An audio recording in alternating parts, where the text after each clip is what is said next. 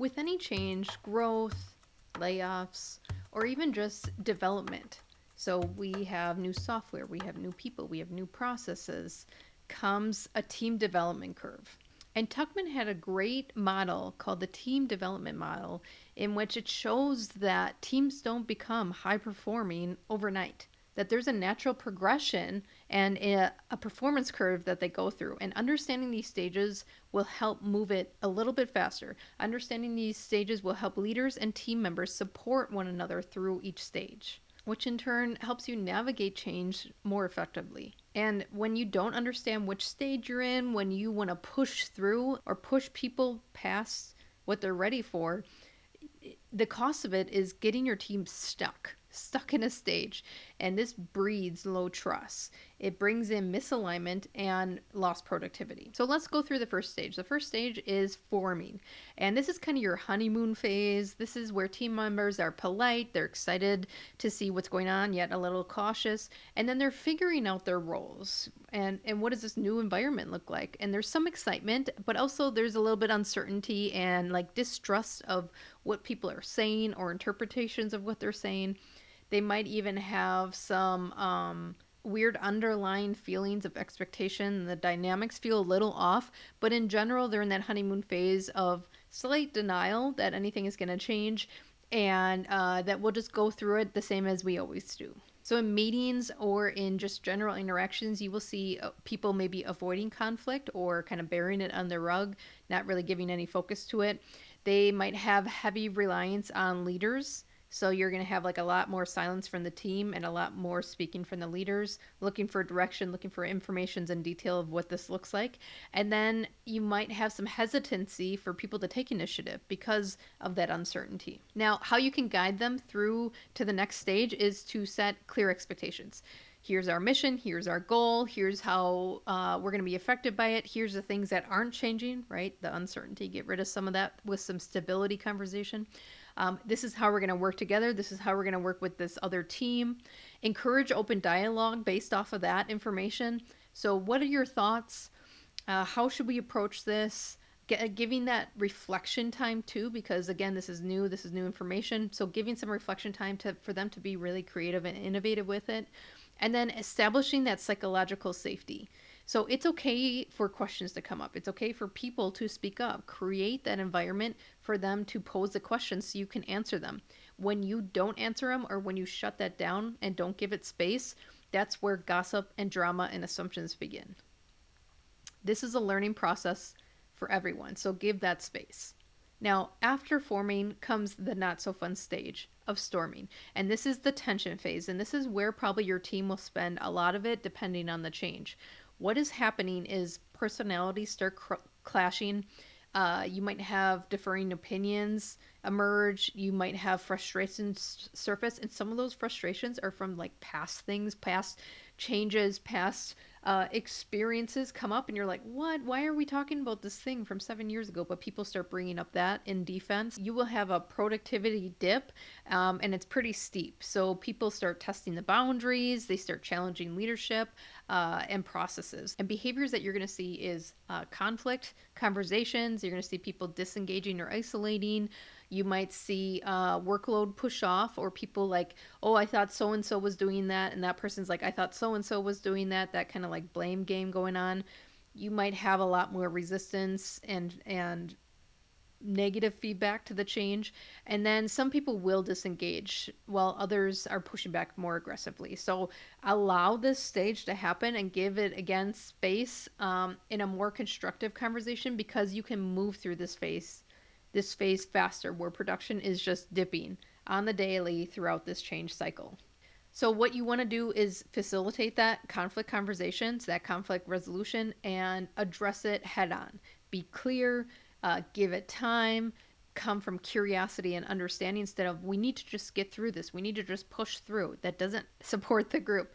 You want to create an environment of that psychological safety to work through this. So a great way to start this conversation or open up that conflict resolution is, let's address these concerns openly and find solutions together. And then you also want to probably clarify at this time some roles, some decision making, some owners of who's responsible for what. and who to go to when issues start to escalate. And what this is doing, especially when you do it as a group, is clarifying who does what. So then it gets rid of this blame game because who does what. And then reinforce the shared goal, right? Reinforce the after effect of applying this goal that we're going through this change cycle. So something like, despite our differences and some of the things that are coming up throughout this change, we're all working towards the same outcome. And it moves it back to purpose. And people get less defensive, less blame game when you move with purpose. Now, stage 3 is at the lowest part of the curve, but it does move pretty fast if you can get it to the 4th phase. So in stage 3, this is norming. This is the lowest stage. We just went through that dip of productivity. Now we're here, which is norming, and this is the alignment phase. And beautiful things will happen here because you basically rebuild a new foundation of what this team looks like. And I don't want you to rush through this phase, because if you can support it and create a strong foundation, it will naturally move on its own up, and you allowed it the natural energy to pull it. You didn't have to push. So what's happening in this stage is team members start trusting one another. They start seeing all that like misconceptions and muddiness go away because you just clarified roles and responsibilities. They start working collaboratively.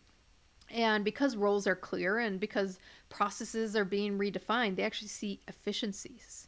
They see that light. They see the improvement of what this outcome is providing. Now, behaviors that you're going to see is increased cooperation. Phew, we're past the storm phase. They're willing to compromise. They're willing to work with other departments that maybe they were challenging before. They're more focused on constructive feedback than blame game, which moves you into problem solving, which moves you into results oriented conversations. And then you're going to see higher engagement, because obviously if the energy is thriving, people are more engaged. So how you can start to support up the curve, because now performance is going to go up now that you have this strong foundation, is encourage autonomy. How can we redefine workflows, or how could we work even better now that we're in this state of rebuild, right? Everyone knows a gap. Everyone knows a broken blinker. How can we use that to increase autonomy and start to rebuild something even better? Again, do you see the energy shift? Let's rebuild. Let's make it better. And it doesn't come from blame like a villain. It comes from a challenger. Let's do this better this time. In this stage 2, you're going to be celebrating progress and wins. You do have to go up the curve yet, so you can acknowledge, hey, we've been a long way. Let's acknowledge the growth. Let's acknowledge some of the hiccups, but let's also acknowledge the cleanup of our operation, the workflow and productivity optimizations that we've had because of this process, right? So celebrate those little wins. And then you can continue to foster a collaboration of feedback by still offering space for some of that conflict resolution. Hey, what's going well? What's not going well? What can we still improve upon? And this is going to kind of keep that momentum of continuous improvement moving forward. Now, the last stage, which is the sweet spot, that's performing. So basically you're going up the curve at this point, and it's a high functioning phase. But the cool thing is, if you took your time in stage 3 during the norming stage, you have a very strong foundation to go off of. I mean, you got team collaboration, you got great communication and trust going on. A lot of beautiful things will happen in this stage if you took that time. And that strong collaboration and cross communication is happening more effectively and naturally with less friction. And then the leaders can begin to step back from this change process and become more of a guide, more of a coach without so much oversight. So in this phase, you're going to see high trust, you're going to see accountability, you're going to see adaptability begin. You want to create agile teams, honor this process, this curve, this change that the team is going through. You're going to see problem solving be more proactive, right? Because they've just been through it a little bit. So now they want to be proactive and not reactive. And now you're going to be able to not only step back as a leader, but see your team challenge one another, because they have this healthy conflict conversation and higher trust, that you don't have to be the one always pushing as a leader. You can actually allow the team to challenge one another. Now the important part. So we went through form, we went through storm, we went through norm, and now we're in perform. How do you sustain this for continued growth?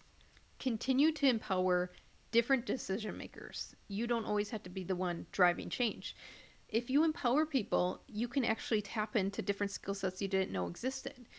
So a great example is, say you're having a team meeting and something comes up in which you know one of your employees has expertise in. You can say something like, "You have the expertise. What's the best way you suggest forward?"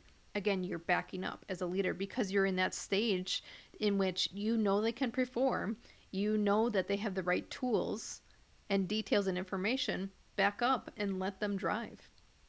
The other thing you can do to sustain is develop future leaders. So you just drove this change, you saw different behaviors come out. Who handled it very well? Who took the reins and was able to support the team when you were in meetings or not in the office? Who is ready to take on more responsibility? Can they fit somewhere else in product, process, or people type of leadership? Another thing is to keep the energy up. So, can you continue this conversation in which the team wants to stay sharp? They want to continue to innovate to have that optimization of productivity without getting stagnant. Because if you get stagnant, you might go through these stages again and begin at stage one, which is the form. So, to keep the energy up, can you keep that curiosity and that innovative, creative approach to your conversations? Every team moves through these stages, but awareness and proactive actions by leaders can help teams move through these stages not only faster, but with peak performance.